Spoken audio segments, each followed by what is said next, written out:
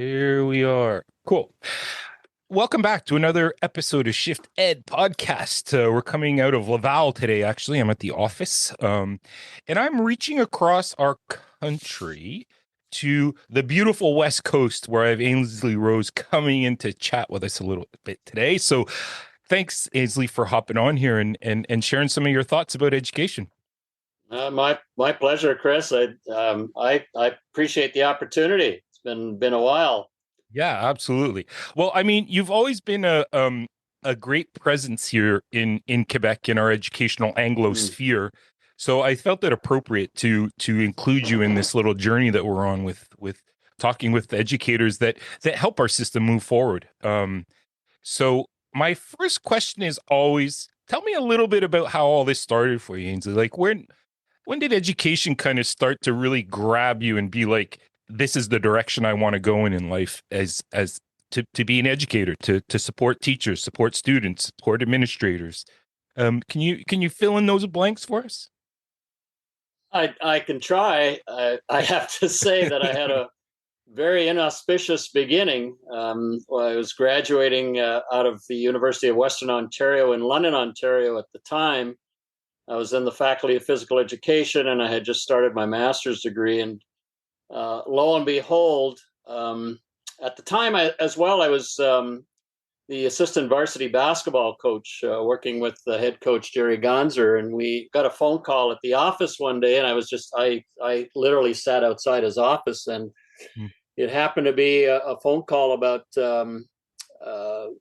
a guy by the name of Bill Bustede, who was the department head of physical education at Massey Vanier High School in Cowansville.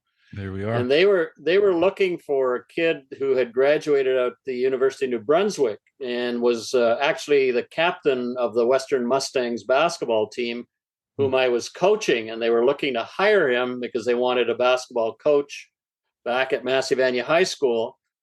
And the young fellow was going on to do his dentistry degree, the Faculty of Dentistry at Western, and was not available. And so the head coach says, well, look, I got a young guy here who's just finishing up. He's graduating, and he's got very much the same kind of credentials you're looking for. You might want to talk to him.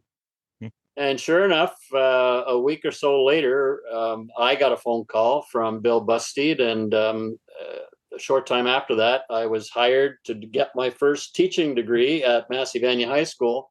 I was hired sight unseen over the telephone. I didn't have a teacher's degree. I was just, and back then you could do that. Right. And before I knew it, that summer I got married. This was back in 1973, and my wife and I got in our Mercury Comet, and we drove down the 401, landed in Cowansville, Quebec, literally at a place called the Valley Blue Motel, one of those no-tell motels. Right. And I started my teaching career. So, that was it. Wow. Nothing fancy. I didn't have these grandiose plans about how I was going to make, the world a different place. I was going to have impact and all of that. But that's where I got started. That's so cool. And what made the jump from, because listeners might not know this, but Ainsley was my principal when I was in high school. Yeah.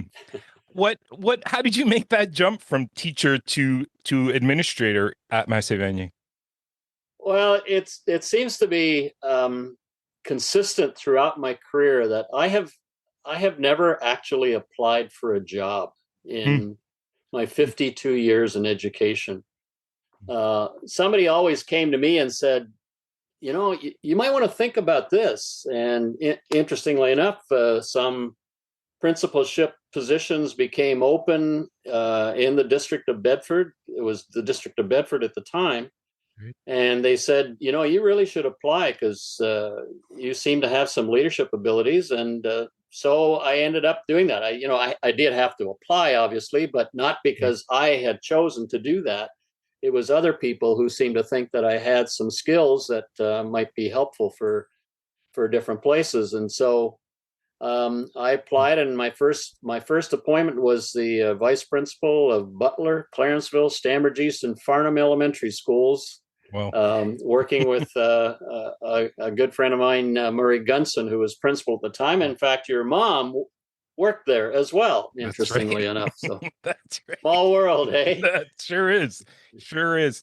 We were just talking about our relationship too, me going to the school that Ainsley was principal at, and my dad was in friends with him and colleagues, and our families intermingled. So this is a real cool full circle that we're Absolutely. experiencing today. Yeah, And really neat. Ainsley, what did you find was the biggest um mindset shift that you had to have from that transfer from teacher to administrator? Was it a dramatic, or were you able to still kind of keep your core values and your mindset the same as you were when you were teaching? Well, that's a great question. And you just mentioned the word mindset. Mindset was sort of central to all of this Hmm. because every job that I did, right from my first teaching degree on, um, I technically speaking wasn't qualified for, and Hmm. so I had to realize, number one, that I needed to be a learner and Right. that I didn't know everything. And so even though I had this quote title of principal or whatever, Hmm. I needed to put myself in a position where I had to be able to learn Right. and learn quickly Hmm. if I were going to have any kind of credibility to be able to lead other people in this business called education.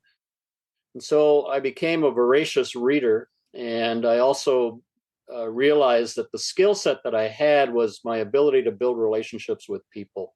Right. And so the value system, yes, the value system was the same, whether it was teaching kids in a phys ed class at Massey Vanier in the phys ed department, the ability to, and then as a coach of the Vikings basketball team, senior Hmm. boys basketball team, Hmm. um, my ability to build relationships with the students first, and then with my teachers that I worked with, became foundational to everything that I did. And even to this day, I'm going to be in Quebec next week Hmm. for 11 days, and our leadership institute's continuing. And that's the message that I leave with people: is that the connection, like we're in the human potential business, and as That's right. my mentor who's still alive used to say, that education is about the discovery, the development, and the deployment of human talent. Hmm. And so it's finding out what people can do and then putting them in a place that they can maximize their skills and their talents. Right. So the value system for me was to be a model for people to bring out their best. Well, And I try to do that to this day, and it seems to have served me well for with sure. For my sure. family, my friends, my colleagues. Right. We're in the people business, and we have to remember that. Right. And What do people you? are fragile. For sure. Well said. Well said. And what were your biggest surprises that you've experienced, or the greatest lessons, I guess, you have encountered as you go through this, more of on the leadership side of things, where you're trying to advance people in their learning and their interactions and relationship building? What are some of your lessons that you feel that you've internalized that have really supported you on that? Apart, I mean, the relationship building, absolutely, I totally. But are there other things that surprised you along this journey? Yeah, the well, I guess the first thing is that uh, the number of people who don't realize the skill and the ability that they have until somebody else points it out would be the first one. And I'm talking about kids in the classroom, as well as the adults with whom I come in touch with, that I encounter, Mm. is that we are so myopic in terms of the potential that we have to do things. And you mentioned the word mindset earlier. The mindset that we Hmm. have about whether kids can learn or not learn, Right. and for kids to think whether they're capable or not capable. That's probably the thing that continues to be primordial in my level of thinking. Mm. That there's so much unrealized potential that we have in school systems. primarily with kids and teachers' views of what kids can or cannot do, especially coming into kindergarten, for example. And I'm seeing that now with our grandkids. We've got 7 grandkids, the youngest of which are 2, 4, and 6 that my daughter has, and they're exceptionally bright little people. And I worry that they're going to get into a school system and somehow they're not going to fit the mode or the model, and these little guys are going to have to conform rather than perform. Right. Where we can use what they bring into the world of learning and maximize their talents, their skills, their abilities, their attitudes, their behaviors, and so on. So that's the main area that I think. The other main area is the intransigence of the educational system. It is the most difficult organization, in my humble opinion, of all the occupations that there are out there to try and change, to try and get out of the mold of how school can it needs to be run or needs to be organized or needs to we're repeating behaviors of millennia. I mean, millennia have passed and we're still running schools the same way. Yes. Organizations like Learn are trying to get us out of that box, and other people are, but it's not been brought to scale. We have not reinvented education, frankly. Very true. So that's another thing is, and universities are notorious for that.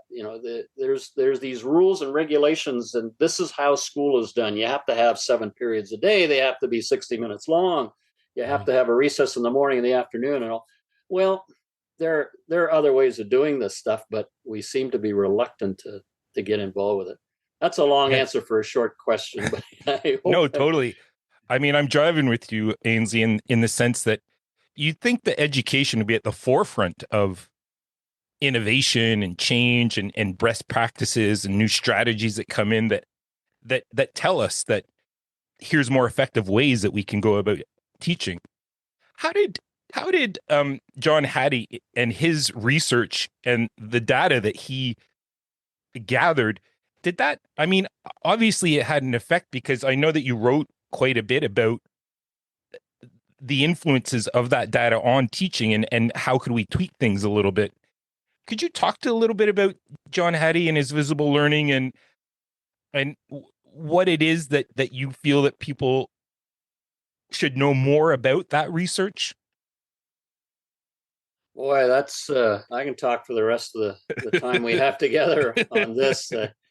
I got to know John very well because I worked hand in not hand in glove. I didn't do any of his research, but I was responsible for bringing his research to a broader audience when his work came to North America. Right. And what's intriguing about spending a quiet time with John over lunch or over dinner or whatever was the man was always inquisitive about the world of education and learning. In fact, that's what got him started when he was a teacher here in North America. Interestingly enough, he used to go around and ask some of his colleagues, about this or about that. How do I do this or how do I do that?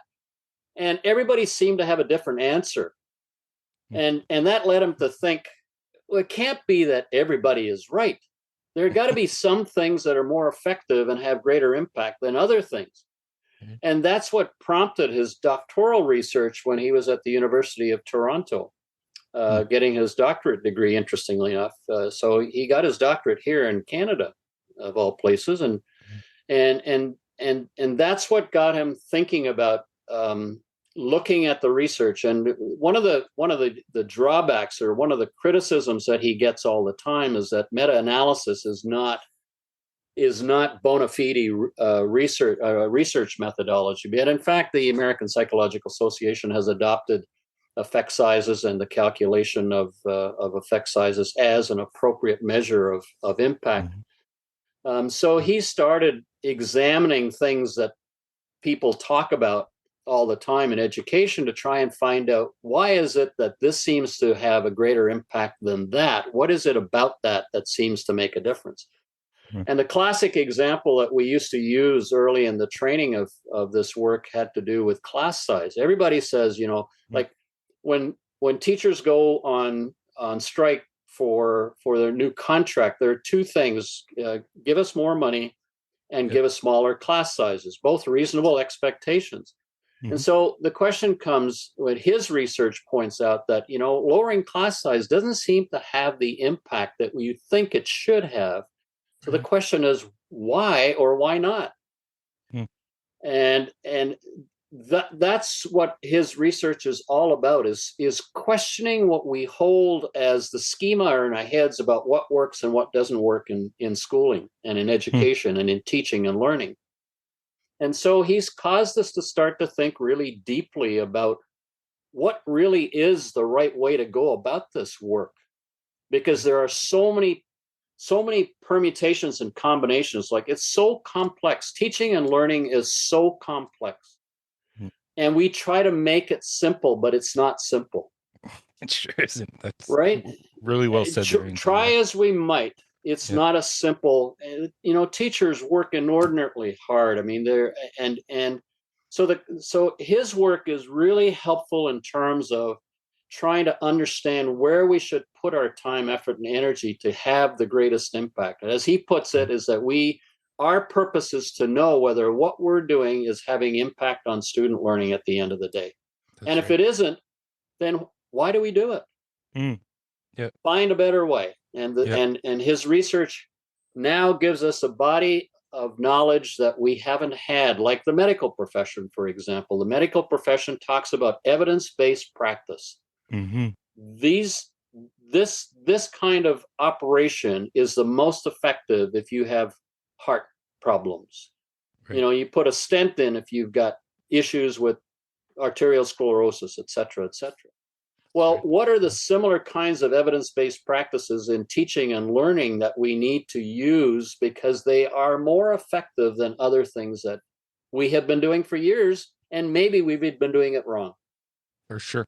I love that idea too, that we have information that can put to rest a bit of these misconceptions that we have, like you were mentioning class size, where it doesn't seem to affect the results or the outcomes as much as we as educators think it might. Which is always interesting to kind of like face up to some of these things that we've thought but might not actually hold water. How do you go about trying to, I don't want to say convince, but to show that there are better ways, based on the information that we've gathered through, research and studies? How do you bring that down to the concreteness for teachers? Is it one teacher at a time, or is it possible to do system change at a school or a school board level, that sticks? Yeah, this is the next big challenge, because there are a lot of outstanding programs or strategies out there. For example, reading recovery. Reading recovery is something that I came to learn about and worked with a lady who ended up from the Western Quebec School Board, who ended up being the national director for reading recovery in Canada. A really remarkable teacher and a reading recovery teacher leader. And what we learned from reading recovery is that there is a strategy. And what tends to happen is there are all kinds of great ideas that are not well implemented. Implementation is the essence and the key to whether something works or not. And I don't think people have figured it out well enough yet. And I think that's where things bog down. The whole concept of professional learning is, it's part and parcel of who we are as educators. We run workshops and so on. But a lot of the time you find that those things don't have the impact that they should, because I don't think we've got a model thought through properly. In my work, particularly when I got to a position at the Western Quebec School Board is what I'm looking for. I'm searching for my words here. I designed some principles around what professional learning should look like in our school board. And I use that as a model for everything that we did. And so, making it practical for teachers is the essence, the key. They all go to a workshop because they want to be able to put something in their classroom. The next day they go back to their classroom again. So practicality is important. But I think the mistake that we too often make is that Michael Fullan used to say, you can't mandate what matters. And so when the government or the Department of Education or the school board or whomever decides, this is good stuff, we got to do this. The first mistake we make is, thou shalt go forth and multiply. Everybody's got to do this. People aren't ready to do it.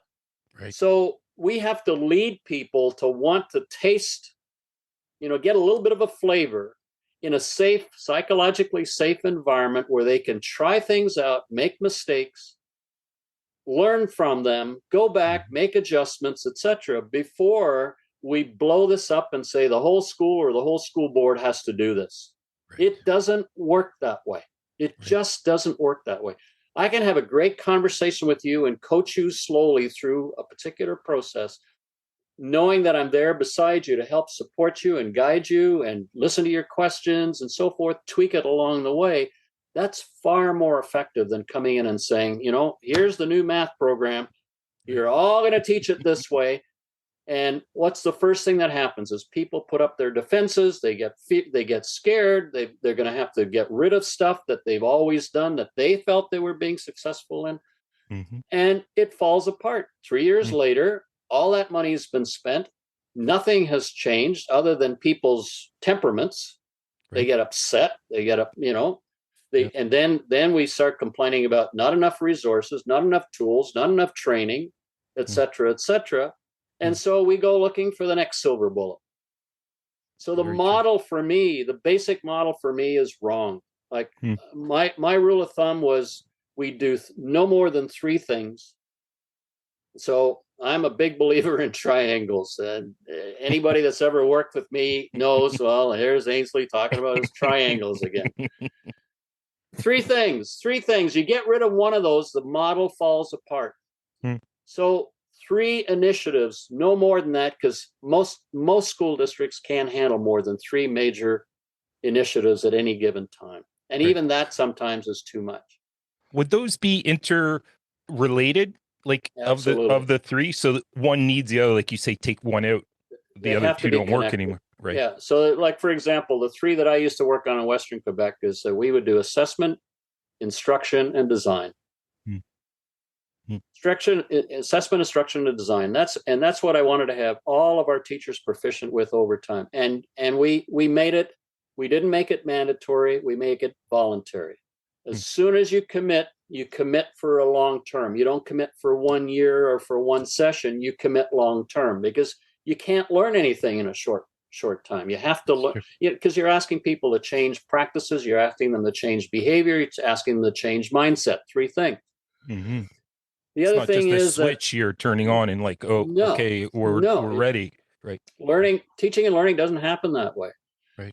And then the next thing is that we know that there's all kinds of research, whether it's in education or in the medical profession or elsewhere. We know that it's a lot easier to help people change when they're doing it with somebody else. Yes. So the rule of thumb was in Western Quebec is when a principal was going off to a staff development or a teacher wanted to go to staff development, they were never allowed to go by themselves. They had to go with other people. Better still, take a team. Right. So now you've got multiple groups of people and no commitment. Just go and hear what's going on. Find out about it. Get the information. And then we'll come back and we'll sit down and we'll talk about it.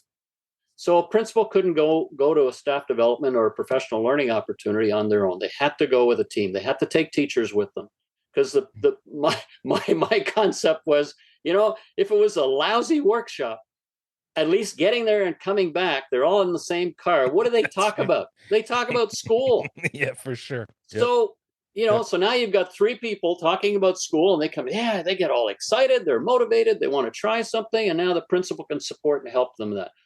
So the next piece is that you do it in small pockets of pilots. You try it out. Does this work? What doesn't work? What can we change? What do we get control over? Is it going to take how long does it take? I mean, just there's a million questions that people will come up with. Right. And then you invite people to come and see what we're doing. So it's not like a secret club. Only these people get to do it. You can. Right. I mean, that's one of the principles of influence, is scarcity. Only a few people can do this. Oh, but I want in. I want in. And so you build it that way, slowly over time, and you learn along the way.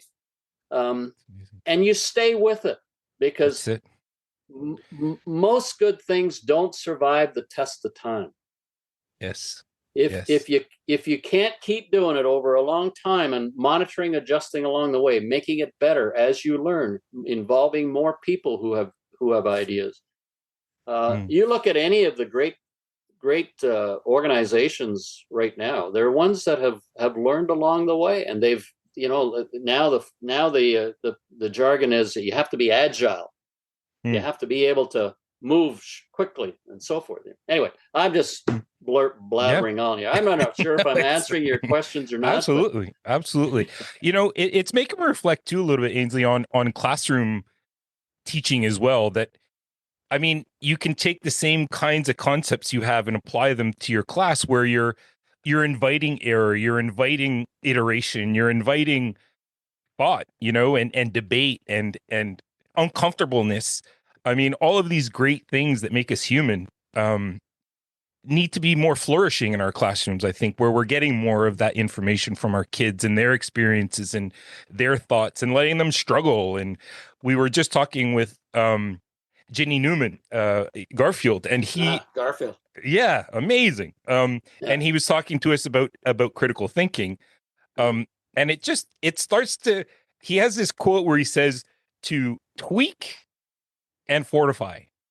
And it really started to ring true, in the sense that we do try a lot of different things, but maybe we don't have to change everything all at once. That we focus on things, and we start to see them a little bit clearer, and then put them into practice, which is the fortification of. I really appreciate your thoughts and understandings of professional development, because I do think it's where sometimes we are in the flavor of the month kind of thing, like new terms, new techniques, new strategies, and it can overwhelm a teacher, because let me get established on what you told me a year or two ago that I'm still trying to work with, and then there's a new thing that comes in. So it can be a bit overwhelming, that idea of too much change, where we want a little bit of stability or understanding before that we can actually implement it a little bit more deeper. You've touched on an important point. Doug Reeves talks about the term that he coined for it. He says is that education is notorious about experiencing initiative fatigue. We just keep getting just tired, like the new curriculum that comes out, and the new textbook that's put into place, and on and on and on. And that's why Hattie's work, people start to say, oh, now we got to do visible learning. No. Right. See, the thing about visible learning is it's the underpinning, the research underpinning our practice that we need to become familiar with, so that we don't start taking on so many different things and so forth. You mentioned Garfield, Ginny Newman, with his with Tweak and Fortify. I've had the opportunity of working with Garfield. In fact, he was one of the people that we were able to bring in for the annual LCEQ conference one year, and people were really pleased with him. And he's since doing more work now in some of the boards in Quebec. That's right. And I talk about my triangles again. So I like to use the term affirm, refine, and aspire. Those are the three things that I try to build stuff Yeah. around. We affirm things that you're currently doing. So we're not asking you to throw the baby out with the bathwater, but we want to affirm the practices we know the research, Hattie's research says, are effective and have impact. But we might want to refine some of those things. Like Right. Bob Marzano used to say that his 9 high yield instructional strategies people have completely misunderstood. They're not the only 9, and you put a high impact research strategy and give that to a novice teacher, it won't necessarily be high impact because they haven't refined enough Right. the methodology. Like Barry Bennett used to say, how do you form student groups is really critical to whether jigsaw activity is going to work effectively or not. If you have the wrong mix of kids, it won't work as quite as effectively. Peter Liljedahl, the math expert in BC here, talks about the same thing: is random selection of groups as opposed to homeostatic selection of groups. Right. And then the aspire is that we always have to have people hope for something better. And that's why my mission statement of hope, helping other people excel, is all built around that concept, is that you can be better than what you think you are. Right. If you allow us to help support you and guide you and work with you and develop the skill set that you need to be most effective. So Absolutely. we have to remain hopeful in this stuff all the time, because my God, for some poor little souls in their classrooms now, they're coming from places where there is no hope. That's it. I love that idea of hope, and that we have that embedded within our system, that because we do want what's best for kids in the end, right? I mean, that's our end game right there, is helping kids succeed. Yeah. They provide us with our jobs. That's right. That's and right. We're judged on the basis of how successful those kids are, because they. Another phrase I like to share with people is that the kids we have today are our parents of tomorrow. And so if we don't do a good job with the kids we have in our classrooms right now, we're going to have to deal with them as parents. That's right. And parents would be quite happy to tell you, I pay your salary. Yep. Yeah, absolutely. I had people say that when I was principal. I pay your salary, so you better do what I'm asking you to do. I'm sorry. Doesn't work that way. I have to work on the greater good. Absolutely. For the majority of people, so. Absolutely. Well, Ainsley, it's been a real treat. I mean, you're so thoughtful in your reflections, and I know that we've benefited from your exposure and your words and thoughts, and this is just an extension of basically what you've been doing with our system for a long time now, and we're all the better for it. So thank you. Well, that's very gracious of you to say, Chris. Thanks so much. Sorry if I've blabbed on here, but not at all. I get excited about this stuff still. It is, which is great. It's fascinating. And I mean, every time I have a conversation, new things come up, and it's just there's this foundation though that's always there, and everyone that I talk to is all comes back to the students, and opening those doors for them and making sure that we have the right conditions in place for success to happen in all learners from all different areas. We do have a patchwork of a country, right? I mean, we're so different in so many different ways, but finding that thorough line that we can use to inform and motivate and really build relationships, kind of coming back to where we started. Well, the fascination of it is, if you stop and think about it, the Prime Minister of Canada or Sir Frederick Banting or great Canadians throughout the country were all students in somebody's classroom. That was right. And they're diamonds in the rough, and maybe you have that next diamond sitting in your classroom right now. And how can we polish them and shine them so that they become the stars that will make a difference in somebody's life down the road? Find that cure that's going to cause that might be a cancer cure. I mean, I think about some young people that I met in the Eastern Townships this past year at the at the AAESQ QESBA conference, articulate, bright. I asked them, my favorite question I'm asking people now is, what if school were optional? Would they still come? Think about that. Yeah. Think about that. Well, Have you got a school or classrooms where teachers are so good that kids wouldn't want to miss? I mean, very that's good so, reflection point there, Ainsley. Yeah, for sure. Wow. Well, anyway. we'll leave it at that because Yeah. I need to think about that now. But again, I really appreciate your time. And I mean, I hope to have you back. I mean, we didn't even touch on so many different aspects that we could have. So we'll be in touch, and just thanks so much. This has been really great. I've really enjoyed it. So thank you. It's been a pleasure for me too, Chris. I wish you all the best, and thank you for making a contribution to education in Quebec through your podcast. It's just great. Good for That's you. awesome. Thank you so much. Thank you, and bye.